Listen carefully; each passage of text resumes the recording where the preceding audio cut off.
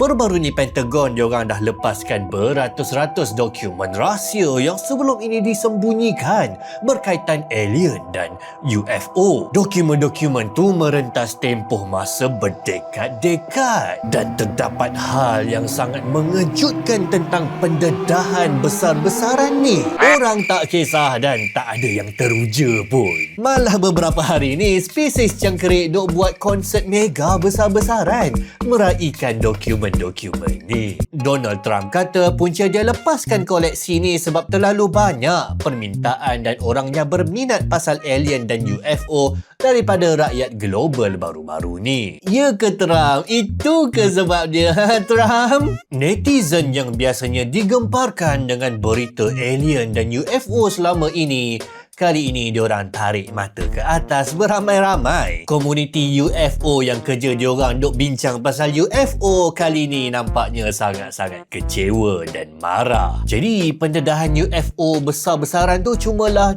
dot-dot kabur. Tak ada gambar alien, tak ada pesawat terhempas atau tak ada pendedahan biologi. Antara video menarik yang dilepaskan adalah video objek geometri yang terapung-rapung ni. Tapi terus ada orang terangkan itu adalah kesan flag kamera FLIR. Yang mungkin paling kelakar adalah gambar ni pun ada. Toyol, bukan, alien yang kena tangkap.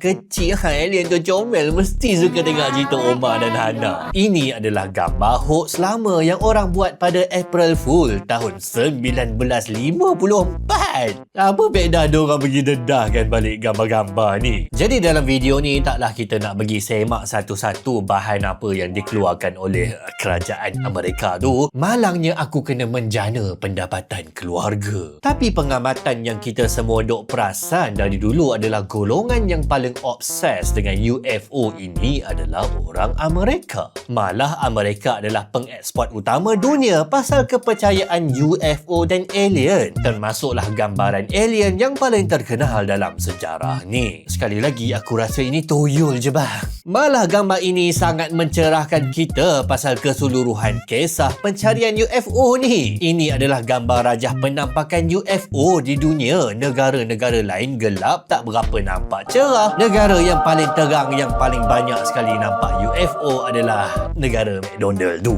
Memang betul lah alien suka dengan negara Amerika. Kalau diorang jajah, diorang akan jajah Amerika dulu. Jadi apa agaknya yang cetuskan fenomena obsesi terhadap UFO dan alien ni sampai sekarang? Untuk teroka soalan ini, rujukan utama saya adalah tesis PhD oleh William J. Dewan. Bagi saya, tulisan ini sangat lengkap dan komprehensif untuk terangkan kepada kita, terutama sekali orang luar, apa cerita sebenarnya dengan UFO dan alien selama puluhan tahun ni. Kita sebenarnya boleh jejak bermulanya UFO dan alien versi moden ini pada waktu Perang Dingin, iaitu selepas Perang Dunia Kedua. Namanya Perang Dingin tapi dia tak perang dan dia tak dingin. Sebab benda yang paling ditakuti pada ketika itu adalah teknologi yang hot.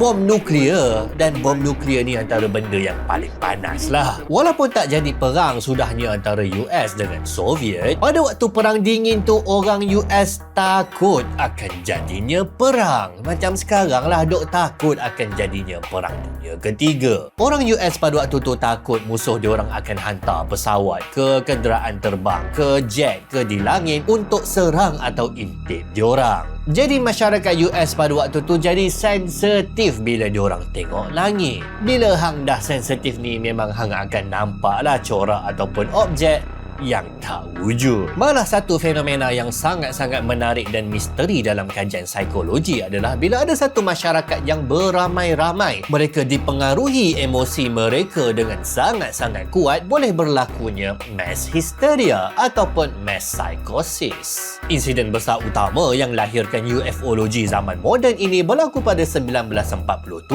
di Gunung Rainier. Bila ada pilot yang duk carilah kapal terbang yang hilang, tiba-tiba ternampak 9 piring cerah terbang dengan sangat-sangat laju. Cara piring terbang ni terbang macam orang baling batu dekat tasik. Piring terbang, Flying saucer. Oh, dari sini ke asal dia? Bila berita ni dilaporkan, bermulalah kegilaan UFO zaman moden. Tahun yang sama terjadilah insiden Roswell, insiden UFO antara yang paling terkenal dalam sejarah, di mana dilaporkan dijumpai bangkai cakera terbang di Roswell. Tapi terus berita tu ditarik balik dan pihak autoriti laporkan yang jatuh tu adalah belon radar cuaca je. Penjelasan oleh pihak autoriti ini diterima ramai asal-asalnya. Insiden Roswell ni tenggelam dan dah tak timbul dah selama berpuluh-puluh tahun. Waktu tu kerajaan Amerika mula hadapi masalah baru yang unik. Diorang terima sangat-sangat banyak laporan pasal objek terbang yang tak dikenali, UFO lah. Sangat banyak laporan-laporan ni sampaikan diorang pun terpaksa habiskan banyak tenaga nak layan. Asalnya idea yang paling popular adalah objek-objek terbang ini adalah senjata Soviet yang rahsia lah, yang dok menembusi atmosfera musuh mereka US. Kalau betul benda ni, maka kerajaan kena ambil serius lah laporan-laporan ni. Keselamatan negara, babe, musuh dah ceroboh ruang udara hang. Tapi makin lama, masyarakat makin terima penjelasan daripada saintis dan jurutera dalam bidang bahawa tak mungkin penampakan-penampakan objek terbang ini adalah senjata Soviet. Sebab teknologi kemampuan terbang objek-objek itu kalau betul dia wujud, adalah mustahil dihasilkan oleh teknologi manusia zaman tu. Kalau macam tu, apa yang boleh menjelaskan objek-objek ni? Jadi datanglah idea satu kemungkinan yang baru. Kalau objek-objek terbang ni betul tapi dia bukan dari Soviet, dia bukan dari Amerika, dan objek-objek ini memiliki teknologi kemampuan terbang yang tersangatlah power mengatasi segala macam teknologi manusia di planet bumi, boleh jadi tak objek-objek ini bukan datang dari bumi, tapi datang dari mana lagi? Dari luar bumi. Datanglah idea popular, alien, yang dok datang di negara Amerika. Alien-alien ini adalah makhluk dari planet lain. Idea ni mula-mula tak berapa popular lah, sebab dia macam teori Abang McFat yang duduk bawah jambatan. Lainlah kalau ada pihak berautoriti yang boleh dipercayai, yang ada SPM yang ketengahkan idea ni. Dan itulah yang berlaku pada tahun 1952. Sebuah majalah yang agak ada reputasi dan dipercaya, Life, keluarkan artikel bertajuk "Adakah kita ada pelawat dari angkasa lepas?" Artikel ni sendiri taklah kata, ya, kita ada alien yang tengah duduk dekat stesen angkasa Tahpops. Isi artikel ini neutral, tapi dia bukalah kemungkinan bahawa mungkin yang boleh menjelaskan fenomena benda terbang yang susah nak dijelaskan sains ini adalah sebab dia memang bukan dari manusia, malah bukan dari planet bumi. Dia artikel yang neutral cuba untuk melayanlah logik idea ni. Tapi lepas majalah tu terbit, tu dia engkau bilangan laporan UFO jadi mencanak-canak. Mungkin alien pun duk bacalah majalah tu. This is our time, boys. Kita dah famous. Jom terbang ramai-ramai dekat langit US. Macam mana reaksi kerajaan US dulu pasal kegilaan alien dan UFO ni? Sebenarnya diorang annoyed. Malah diorang risau kot-kot masyarakat diorang jadi mass psychosis pasal UFO dan alien, sebabnya dia boleh mengancam keselamatan negara. Irony lah ni. Yelah, kau membayangkanlah bila punya banyaklah laporan pasal orang nampak objek-objek yang tak dikenali terbang di ruangan atmosfera Amerika. Banyak yang hoax, banyak prank, banyak ilusi optik. Macam mana kalau tiba-tiba musuh diorang betul-betul serang? Tak ke macam cerita budak menjerit serigala, ya tak? Pada tahun 1953, mesyuarat tajaan CIA dibuat di Washington untuk bincang serius pasal masalah penampakan UFO ni. Diorang panggil pakar dan diorang tunjukkan bukti gambar, bukti video segala bagai, dan korang tahu tak apa antara hujah utama diorang? Penampakan UFO punya banyak ni cuma berlaku di satu tempat dan dia berpusat pada satu negara je dalam dunia ni, negara Amerika. Ini bukan masalah memang betul ada objek-objek yang terbang, ini masalah pada masyarakat Amerika. Mesyuarat ni last tolaklah semua andaian pasal UFO, pasal alien. Dan diorang kata semua fenomena UFO itu boleh dijelaskan dengan penjelasan sains, penjelasan material. Ilusi optik ke, planet Venus ke, pantulan imbasan cahaya ke, ais dekat awan ke, apa-apa je lah selain daripada alien. Dan panel-panel tu berharap bahawa masyarakat tak obses lagi dah pasal UFO ni, dah lah tu. Dan akhirnya diorang berjaya lah, masyarakat berjaya diyakinkan dan diorang tak cakap lagi pasal alien dan UFO.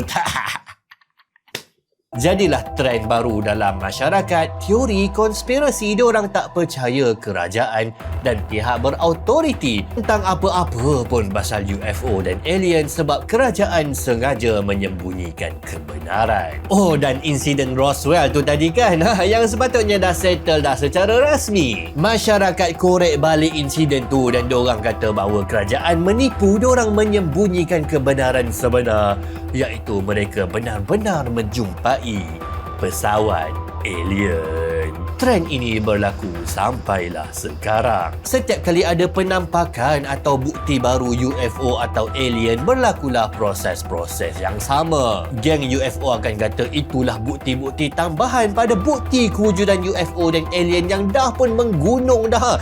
Korang tak boleh nak bantah bukti-bukti yang menggunung ni sebab dia dah tersangat banyak.